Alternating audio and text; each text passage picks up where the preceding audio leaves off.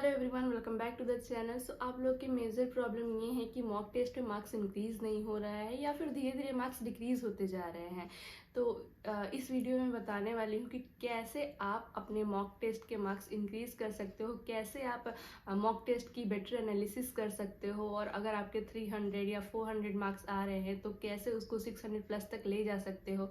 तो इस वीडियो को एंड तक देखना, क्योंकि इस वीडियो के बाद आई होप आपके सारे डाउट क्लियर हो जाएंगे और आपके मॉक टेस्ट मार्क्स भी इंक्रीज होने लगेंगे।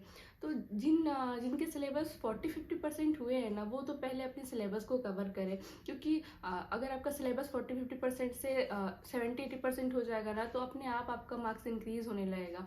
और जिनके अब सिलेबस 70-80% कवर हो चुके हैं, स्पेशली वीडियो उनके लिए है, क्योंकि अगर आप सिलेबस इतना कवर हो चुका है तभी आप एनालिसिस करके मॉक टेस्ट मार्क्स इंक्रीज कर सकते हो। अगर सिलेबस नहीं हुआ है, 40-50 हुआ है, तो आपको पहले अपना सिलेबस पे फोकस करना चाहिए। तो 70-80% अगर सिलेबस हो गया है तो उसको कैसे अब बेटर वे में मॉक टेस्ट की एनालिसिस करते हैं, इस वीडियो में वही जानेंगे। देखो, मॉक टेस्ट में मार्क्स इंक्रीज करने के लिए सबसे पहले आपको मॉक टेस्ट की वो मोस्ट इंपॉर्टेंट है कि आपको मॉक टेस्ट की एनालिसिस करनी चाहिए। और जिस दिन आप टेस्ट देते हो ना, उसी दिन आपको मॉक टेस्ट की एनालिसिस भी कर लेनी है, क्योंकि अगर आप उसको मतलब टालते जाओगे कि कल कर लूँगा, परसों कर लूँगा, तो उसमें क्या होगा कि आप भूल जाओगे कि एक पर्टिकुलर क्वेश्चन को आपने कैसे उस वक्त सोचा था, अटैम्प्ट कैसे कर रहे थे अटैम्प्ट, या फिर क्या मिस्टेक कर रहे थे उसमें जिससे आपका आंसर नहीं आ रहा था। तो मैं बिल्कुल ऐसा नहीं बोल रही हूँ कि आप मॉक टेस्ट देकर आओ उसी वक्त बैठ जाओ एनालिसिस करने, ऐसा बिल्कुल नहीं है। पहले अपने मॉक टेस्ट के बाद अपने माइंड को फ्रेश कर लो, उसके बाद वापस से मतलब 2-3 घंटे में तो हो जाना चाहिए, एनालिसिस हो जाते हैं जनरली। तो आप मॉक टेस्ट की एनालिसिस करो अच्छे से। एनालिसिस करने के पहले आपको अपने माइंड में एक बात बैठा लेनी है कि जो भी क्वेश्चन की एनालिसिस करोगे ना, आप पूरी ईमानदारी से करोगे। आपने जो भी उसमें सिली मिस्टेक्स करे हैं, कंसेप्चुअल मिस्टेक है, या फिर आपने तुक्का मार दिया है, तो वो सारे मिस्टेक्स आपको अच्छे से एनालाइज करने हैं, मतलब ईमानदारी से करने हैं। जो भी है सिली मिस्टेक है वो भी लिखो।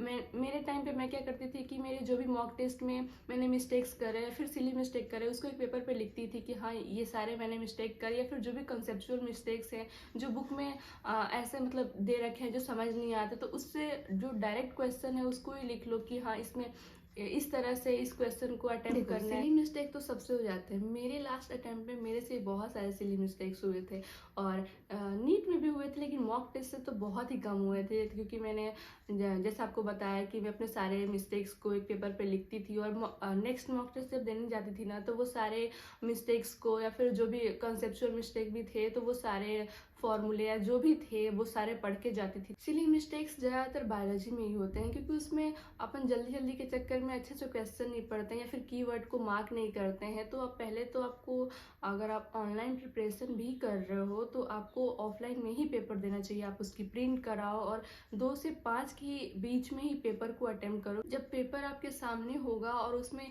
कीवर्ड्स को अंडरलाइन करके आप पेपर सॉल्व करोगे ना, तो आपके सिली मिस्टेक्स बहुत ही कम हो जाएंगे। और नीट में भी मतलब सिली मिस्टेक्स तो हो ही जाते हैं, मतलब बहुत डिप्रेशन में रहते, टेंशन रहते, तो उस वक्त हो ही जाते हैं सिली मिस्टेक, लेकिन फिर भी आपके सिली मिस्टेक्स बहुत ही कम हो जाएंगे इससे। और अगर आपके कॉन्सेप्चुअल मिस्टेक्स हो रहे हैं तो आपको एनसीईआरटी बेस्ड ही मॉक टेस्ट देनी चाहिए, और एनसीईआरटी ही पढ़नी चाहिए अभी तो, क्योंकि नीट में तो पूरा एनसीईआरटी बेस्ड ही आता है सब कुछ। अगर आपका कोई भी कॉन्सेप्ट वीक है या आपके मॉक टेस्ट में मार्क्स धीरे धीरे डिक्रीज होते जा रहे हैं, तो ऐसा होता है ना, दिमाग में चलते रहता है कि इस मॉक टेस्ट को स्किप कर देते हैं, इसका तो मैंने पढ़ा ही नहीं है। तो आपकी बहुत बड़ी गलती होगी। आपको कोई भी मॉक टेस्ट स्किप नहीं करना, आपको सारे मॉक टेस्ट देने हैं। अगर आपके कॉन्सेप्चुअल मिस्टेक्स हो रहे हैं तो आप अपने उस वीक टॉपिक को स्ट्रांग बनाओ, मॉक टेस्ट भी दो साथ साथ, और मॉक टेस्ट के साथ अपने कॉन्सेप्ट को स्ट्रांग बनाओ ना, ताकि नेक्स्ट मॉक टेस्ट में वो गलती दोबारा ना करो आप।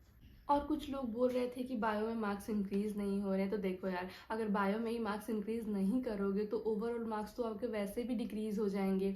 तो आपको मैंने पहले ही बताया है कि आपको बायो में बस एनसीईआरटी पर ही फोकस करना है। एनसीईआरटी को बार बार पढ़ो, और एक बुक है एनसीईआरटी वर्ड टू वर्ड, उसी से क्वेश्चन प्रैक्टिस करो, क्योंकि उसमें सारे एनसीईआरटी के लाइन रहते हैं, तो उससे अपना एनसीईआरटी पूरा याद हो जाता है, टिप्स पर हो जाता है, जिससे आप अच्छा परफॉर्म कर सकते हो पेपर में।